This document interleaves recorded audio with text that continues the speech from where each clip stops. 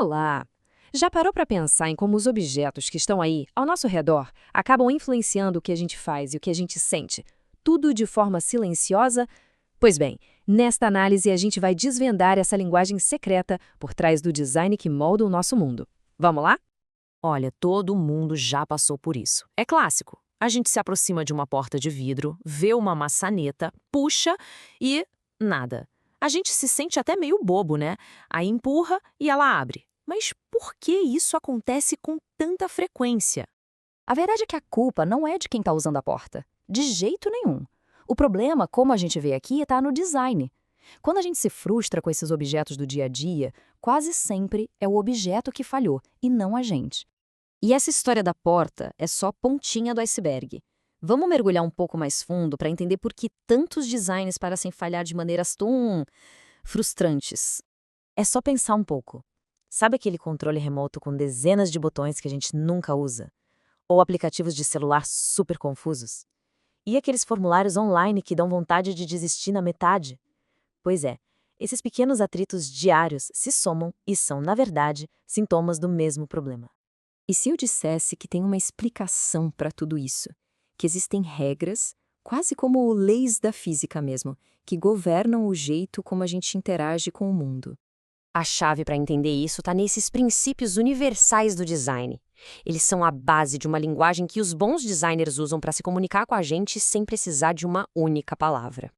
E o ponto principal é este. Um bom design não é só uma questão de aparência, sabe? Não é arte. É uma ciência baseada em como a nossa mente funciona e em comportamentos humanos que são, sim, bem previsíveis. Ok, vamos voltar para aquela porta confusa. O primeiro princípio que a gente vai ver explica direitinho por que a gente erra o movimento. O termo para isso é affordance. É um nome meio chique para uma ideia bem simples. As características de um objeto dão pistas de como usar ele. Uma bola pede para ser arremessada. Uma maçaneta pede para ser agarrada e puxada. É intuitivo. E é aí que está o problema da porta. A maçaneta tem uma affordance de puxar.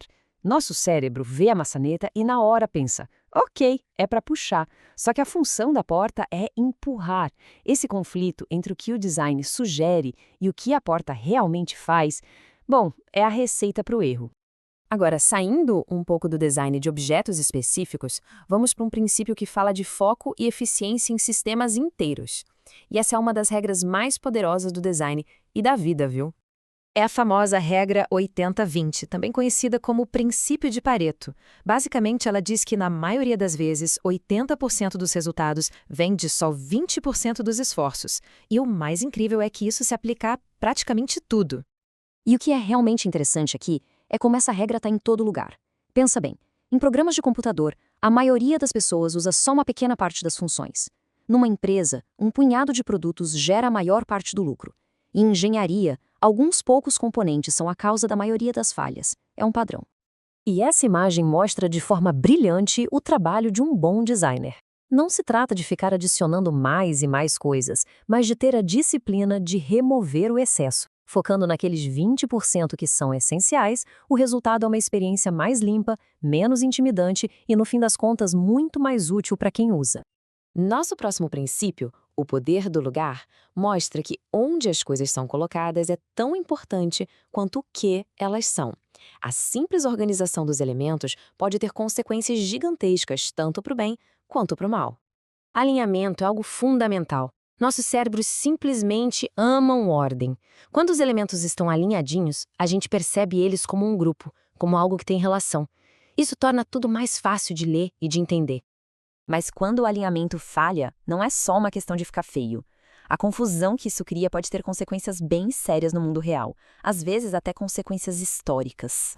Este é, talvez, o exemplo mais famoso disso. A cédula borboleta da eleição presidencial americana de 2000.